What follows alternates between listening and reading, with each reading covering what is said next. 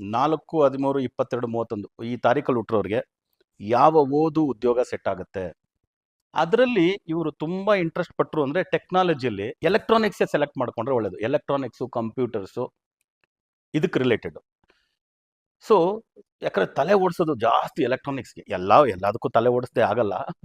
But ಹಾವಿನ ಭಾಗ, ಹೆಡೆಯ ಭಾಗ, ತಲೆಯ ಭಾಗ ರಾಹು ಅಂದ್ವಿ. ಆಗ ತಲೆ ಓಡಿಸ್ತಕ್ಕಂಥದ್ದು ಹೆಚ್ಚಾಗಿ ಎಲೆಕ್ಟ್ರಾನಿಕ್ಸ್ ರಿಲೇಟೆಡ್ ಅಲ್ಲಿ, ಯಾಕಂದ್ರೆ ಚೇಂಜಸ್ ಜಾಸ್ತಿ ಬರುತ್ತೆ ಅದರಲ್ಲಿ ಅಂದಲ್ಲ.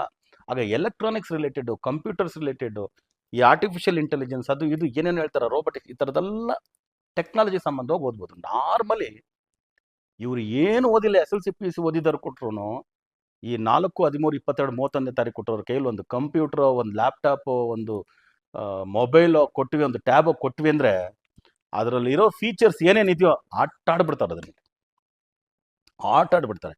ಅದೇ ರೀತಿ ಆಟೋಮೊಬೈಲ್ಸ್ ಓದ್ಬೋದು. ಟೆಕ್ನಾಲಜಿನಲ್ಲಿ ಆಟೋಮೊಬೈಲ್ಸ್ 4 ಚಕ್ರ ವಾಹನದಿಂದ ಹಿಡಿದು 10 ಚಕ್ರ ವಾಹನಗಳವರೆಗೂ, ದ್ವಿಚಕ್ರ ವಾಹನದವರೆಗೂ ಆಟೋಮೊಬೈಲ್ಸು, ಸ್ಕೂಟರ್ಸು, ಕಾರ್ಸು, ಇದಕ್ಕೆ ರಿಲೇಟೆಡ್ ಬಹಳ ಓದ್ಬೋದು.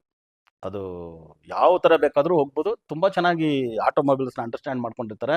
ಭಾಳಷ್ಟು ಜನ ಇವತ್ತು ಏನೋ ಓದಿರ್ತಾರೆ, ಆದರೆ ದೊಡ್ಡ ದೊಡ್ಡ ಕಾರ್ ಶೋರೂಮಲ್ಲಿ, ಸೇಲ್ಸಲ್ಲಿ, ದೊಡ್ಡ ಟೂ ವೀಲರ್ ಶೋರೂಮಲ್ಲಿ ಎಲ್ಲ ದೊಡ್ಡ ಉನ್ನತವಾದಂಥ ಹುದ್ದೆಯಲ್ಲಿರ್ತಾರೆ. ಅವ್ರು ಆಟೋಮೊಬೈಲೇ ಓದಿರಲ್ಲ, ಬೇರೆ ಓದಿರ್ತಾರೆ, ಬಂದಿರ್ತಾರೆ 4ನೇ ನಂಬರ್ ಆಗಿರೋದ್ರಿಂದ.